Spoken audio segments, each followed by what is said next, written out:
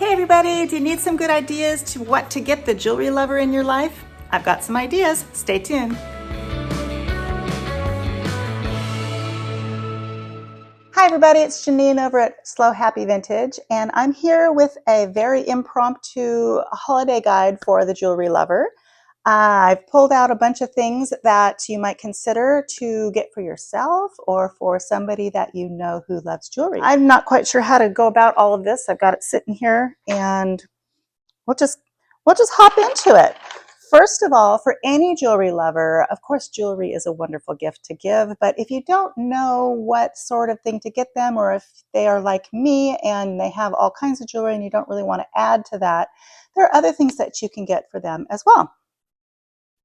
Every jewelry lover collector loves a beautiful jewelry box or display piece of some kind. There are lots of different types of display pieces, ranging anywhere from your vintage old display cases like this that you can usually find on eBay or Etsy or at your local antique store. Same with these. These Ormolu gold boxes are always a favorite to display jewelry in. And then more practically, we have all different types of displays like this one. It's very dusty, that you can hang jewelry from.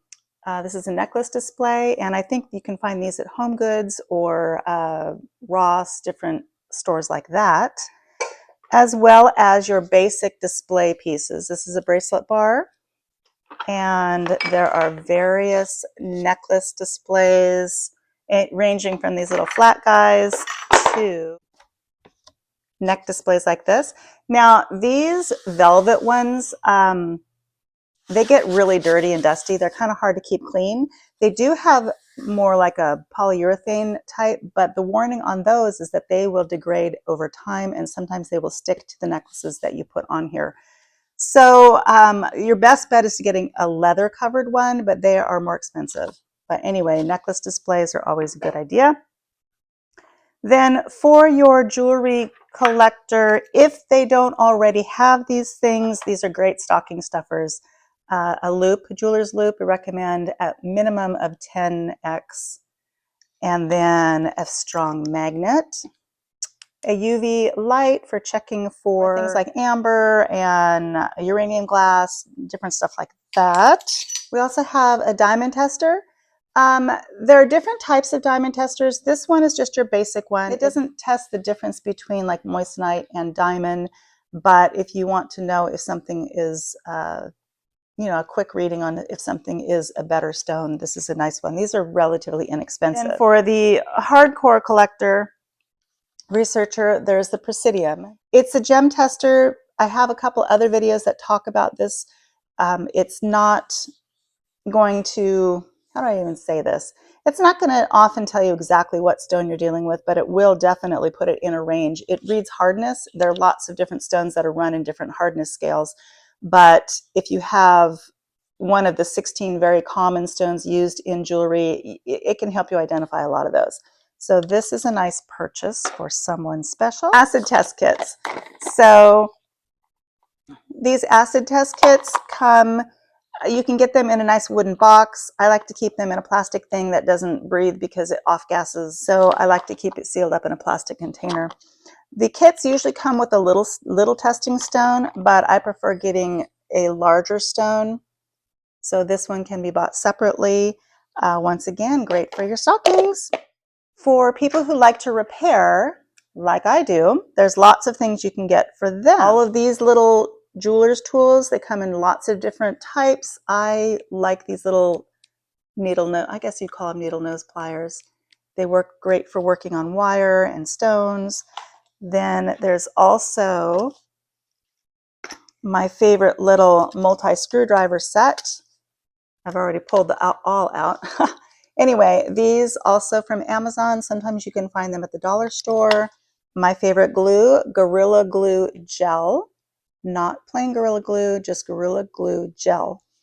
And then these little grabbers and pickers. I think I bought this on AliExpress, and I think they're just called a rhinestone. Whoa. I think they're just called a rhinestone grabber. They have like a waxed end on one end and a little metal tip on the other end for picking up rhinestones.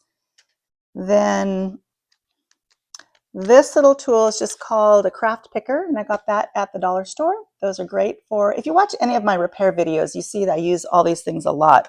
I'm not going to bore you with how to use them in this video because I've got other videos that show you that. For touching up gold tone, the Deco Color Premium pen from, who makes this? I don't know who makes this. Marvy? I don't know. Anyway, it is. You can buy these at most craft stores. Little Deco Color paint pen.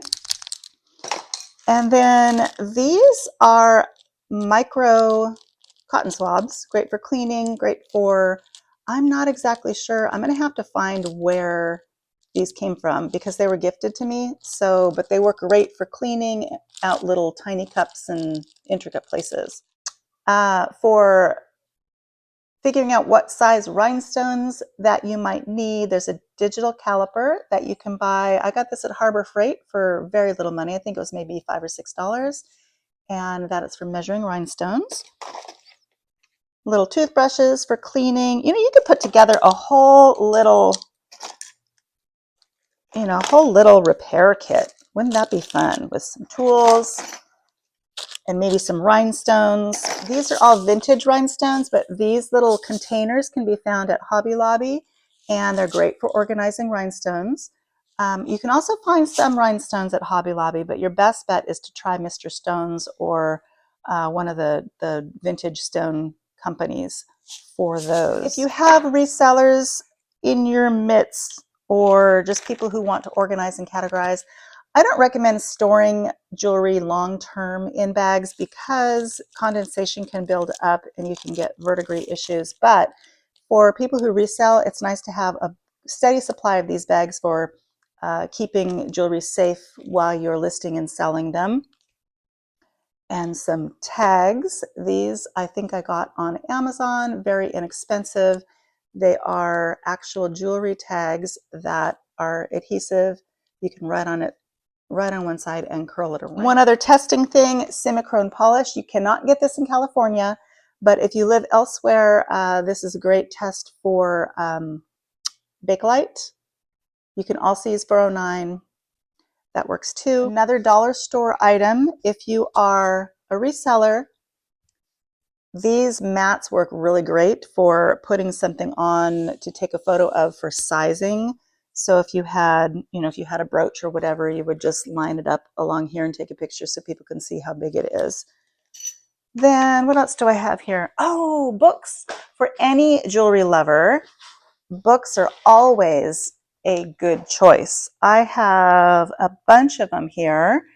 You can buy general books. The one from DK is a really nice book for a starter. So is the Warman's jewelry book, this one right here. Great color pictures, talks a little bit of history about different jewelers, different materials, just a really nice book. Gives examples of different jewelry and makers. Well, here's another just general book. Jewelry is another good basic book. Then if you have specific tastes in jewelry, there are ones that you can get specific to that. This one is the Jewelry Antiques Checklist, and it's just a little book, but it's packed with information about different time periods, what is standard for those time periods. So when you get to make a mental memory of what things look like and what they are, you're more apt to find them when you're out looking for things and recognize the different styles and different materials. I think I have that bracelet. Anyway, and then I just got these two. This one is a fabulous book. If you want to learn more about Miriam Haskell, this is a great book to get. It is the Miriam Haskell Jewelry by Kathy Gordon and Sheila Pamphilov. Anyway, beautiful, beautiful book. Lots of color pictures. If you like Miriam Haskell and you want to learn more about her and her work, this is a great book to have.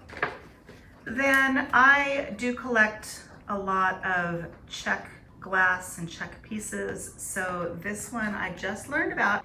and I decided to pick it up. It's called Baubles, Buttons, and Beads, the Heritage of Bohemia. Because most of the beautiful check glass, it's Bohemian glass. Most of it came out of this one little area called Gablon.